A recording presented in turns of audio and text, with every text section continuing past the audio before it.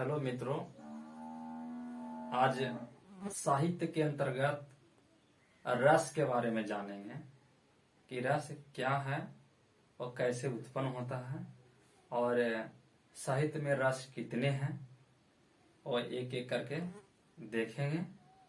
रस यानी पहला जो माना जाता है व्यवहारिक जीवन में, रस का अर्थ स्वाद माना जाता है। खट्टा, तिक्ता, कड़वा आदि जो हैं ये 6 रस हैं, जिसे खाद्य रस कहते हैं, व्यंजन का रस। जैसे दूध, शक्कर एवं बेसन आदि के संयोग से एक नए प्रकार का व्यंजन बनता है। वह जो तीनों के स्वाद है उससे एक अलग नया प्रकार का स्वाद उससे निर्माण होता है, बनता, उसको रस कहते हैं। उसी प्रकार से साहित्य में भी रस होता है, जिसे पढ़ने से, सुनने से, देखने से एक मतलब आनंद उत्पन्न होता है, मन लगता है, यानी साधारणीकरण होता है। वह आनंद क्या कहलाता है? साहित्य में रस कहलाता है। और वह साहित्य का रस कितने हैं जो जानेंगे कैसे होता है। भारतीय वाङ्मय के प्रथम आचार्य भरत मुनि ने अपने पुस्तक नाट्य शास्त्र में वह रस के बारे में बताए कि रस की संख्या 8 है। और वह जो कौन कौन है? श्रृंगार, हास, करुण, रौद्र, वीर, भयानक, विभत्स और अद्भुत। ये जो 8 रस है वो अस्थाई भाव भी उसके 8 है। हरेक मनुष्य के, हरेक व्यक्ति के अंदर ये 8 अस्थाई भाव छिपा होता है, जन्मजात होता है। और जैसे ही विभाव का जब प्रत्यक्ष दर्शन होता है तो वह रस में बदल जाता है। जैसे जब रति, कैसे रति जो स्थायी भाव सभी के अंदर होता है, वह जब एक स्त्री पुरुष जब प्रत्यक्ष दर्शन होगा एकांत में, तो वह श्रृंगार रस बन जाएगा इसका अलग। उसी प्रकार से हास, अशोभनीय वस्तु को जब हम लोग देखते हैं, यानी विक्षिप्त अवस्था में अशोभनीय, जैसे अच्छा नहीं लग रहा, तो उसमें हंसी आ जाती है, तो वह हास्य रस में परिवर्तन हो जाता है। किसी व्यक्ति के अंदर कब उत्पन्न होता है? जब अशोभनीय वस्तु देखते हैं। उसी प्रकार से शोक, सभी के अंदर शोक है, करुणा, मगर कब परिवर्तन होगा?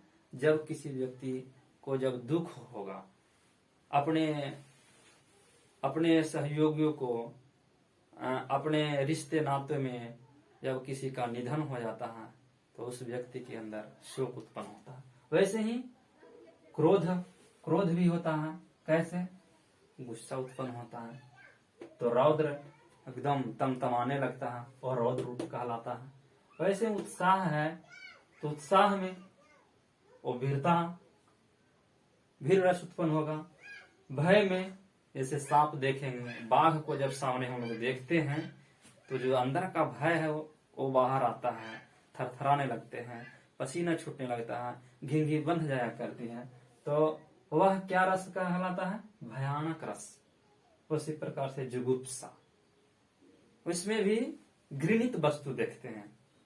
जब कोई व्यक्ति घृणित वस्तु देखता है, अतड़ी देखता है, सड़क पचके हुए वस्तु देखता है, तो मतलब घृणा उत्पन्न होती है, तो उसे कहते हैं विभत्स रस।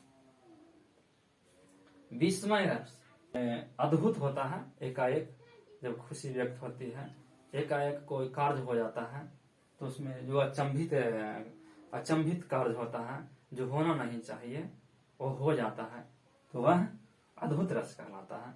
उसी प्रकार से हरेक व्यक्ति के अंदर, हरेक मनुष्य के अंदर निर्वेद वैराग्य भाव छिपा होता है, शांति चाहता है, तो उसमें शांत जब उसको देखेगा, ये दुनियादारी का जो जंजाल है, वो जब सोचता है, विचारता है, तो उसके प्रति एक विरक्ति उत्पन्न होती है, वियोग उत्पन्न होता है संसार के प्रति। तो वह उसके अंदर वो चाहता है कि हम शांत एकांत रहें, योग करें, ध्यान करें, शांत रस। इस प्रकार से भरत मुनि के द्वारा ये 8 रस हैं। मगर एक जो उद्भट आचार्य आए, इनके बाद उन्होंने 9वां रस को मान लिया शांत रस। और आगे आए पंडित रूप गोस्वामी ने भक्ति रसामृत सिंधु में भक्ति रस की स्थापना की और वह 10वां रस को मान्यता दिलाई। इसे भक्ति रस कहते हैं। पंडित विश्वनाथ आए जो वत्सल रस 11वां रस को उन्हें स्वीकृति प्रदान की। इस तरह से देखते हैं कि रसों की संख्या 11 तक पहुंच गई है, परंतु जो भारतीय साहित्य का जो रस है 9 ही मान्य है, शांत रस था। 2 जो रस हुआ भक्ति एवं वत्सल, वह श्रृंगार का ही, रति का ही पहलू है, वो मूल रस नहीं है। इसी श्रृंगार का, रति का एक तरह से दूसरा पहलू है भक्ति एवं वत्सल। तो हम लोग मानेंगे 9 ही रस को। आचार्यों ने आचार्य एक मत है 9 रस पर है, न कि 11 रस पर है। तो आज हम लोगों ने रसों की संख्या कितनी है एवं उसके अस्थायी भाव कौन कौन है, तो आज एक कर करके हम लोगों ने देख लिया। तो बस आज के लिए इतना ही। धन्यवाद।